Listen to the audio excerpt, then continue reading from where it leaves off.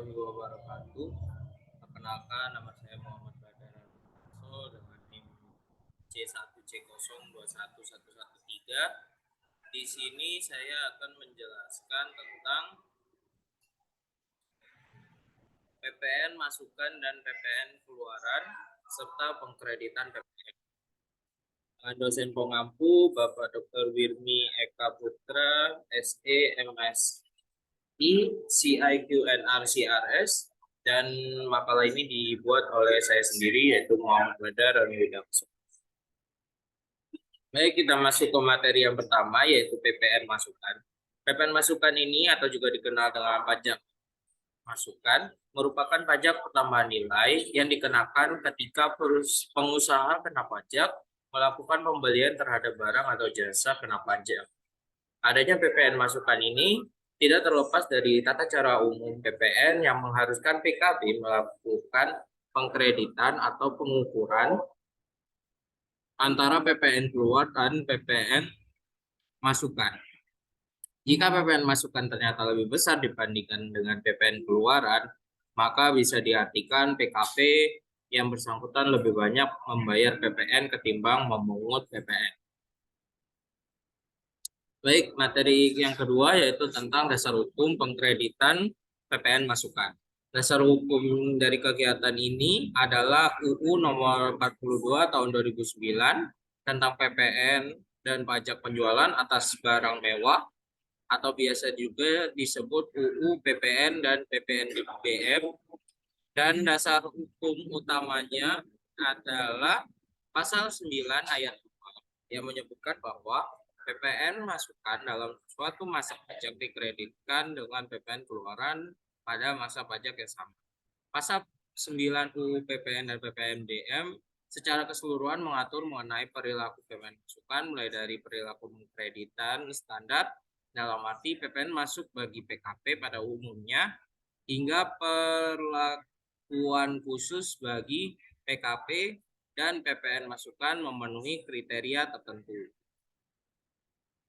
Selanjutnya yaitu syarat dan batas waktu pengkreditan PPN masukan.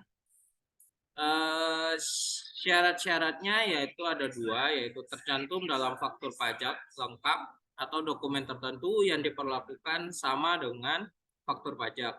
Kemudian yang kedua berhubungan langsung dengan kegiatan usaha. Ini artinya pengeluaran yang berlaku oleh PKP, pengeluaran yang dilakukan oleh PKP untuk hal-hal di luar operasional usaha. Sementara untuk batas waktunya sudah ditentukan yaitu 3 bulan setelah berakhirnya masa pajak yang bersangkutan. Hal ini diatur dalam pasal 9 UU PPN dan PPNDM.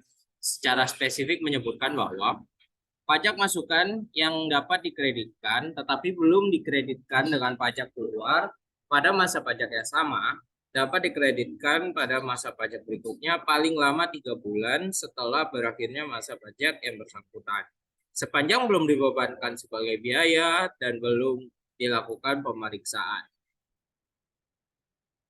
Baik, materi selanjutnya yaitu PPN keluaran. PPN keluaran adalah merupakan pajak pertambahan nilai yang wajib dipungut oleh pengusaha kena pajak yang melakukan penyerahan barang atau jasa di dalam negeri, ekspor BKB berwujud dan BKB tidak berwujud, serta ekspor JKP. PPN keluaran ini dipungut oleh PKP atas penyerahan BKP dan JKP dari pembeli atau konsumen. Nantinya PPN keluar ini yang dipungut oleh PKP ini akan menjadi kredit pajak yang harus dikreditkan dengan PPN masuk. Terus materi selanjutnya yaitu pemungutan PPN keluaran. Mekanisme pemungutan PPN keluaran yang dilakukan oleh PKP adalah dengan menerbitkan sebuah faktur pajak keluaran yang merupakan faktur atas data penyerahan BKP dan JKP. Dalam faktur pajak keluaran tertera mengenai besaran PPN yang harus dibayar oleh pihak pembeli ke BKP penjual.